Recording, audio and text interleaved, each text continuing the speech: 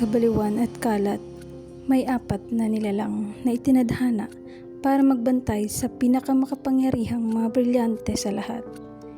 Ang brilyante ng tae, brilyante ng suba, brilyante ng bato, at brilyante ng dahon.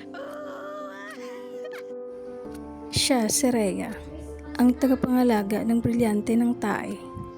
Matapang, matigas ang loob, at walang amoy na kinatatakutan.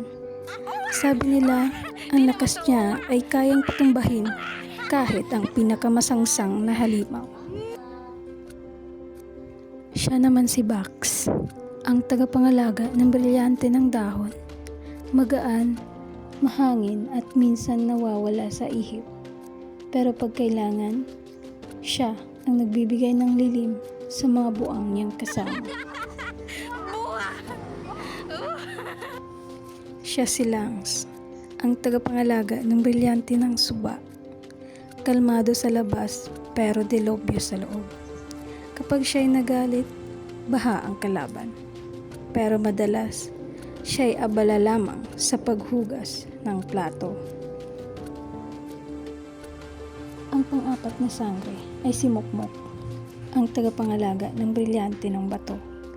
Matatag, matigas, at minsan mabato rin ang ulo. Siya ang haligi ng grupo, ang unang tatayo kapag ang iba ay natumbak. Kahit minsan, siya rin ang dahilan ng pagbagsak nila.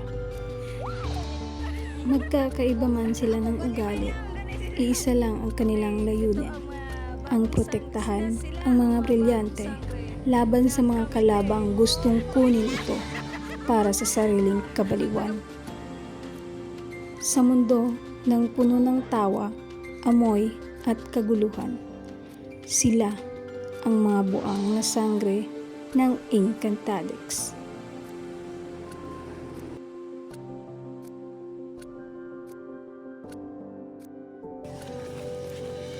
Hoy, awitin na ni Diyos Banak!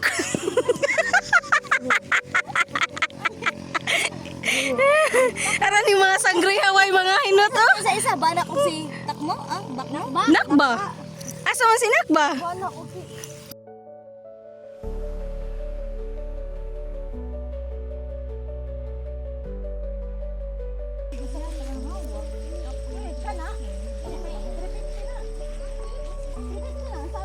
Ninog pa huway. Sakit ang hawak.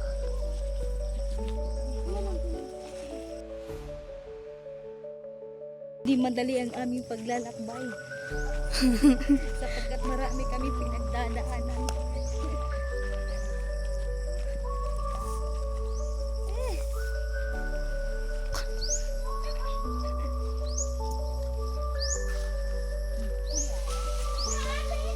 Kuya ko lang ngayon bato.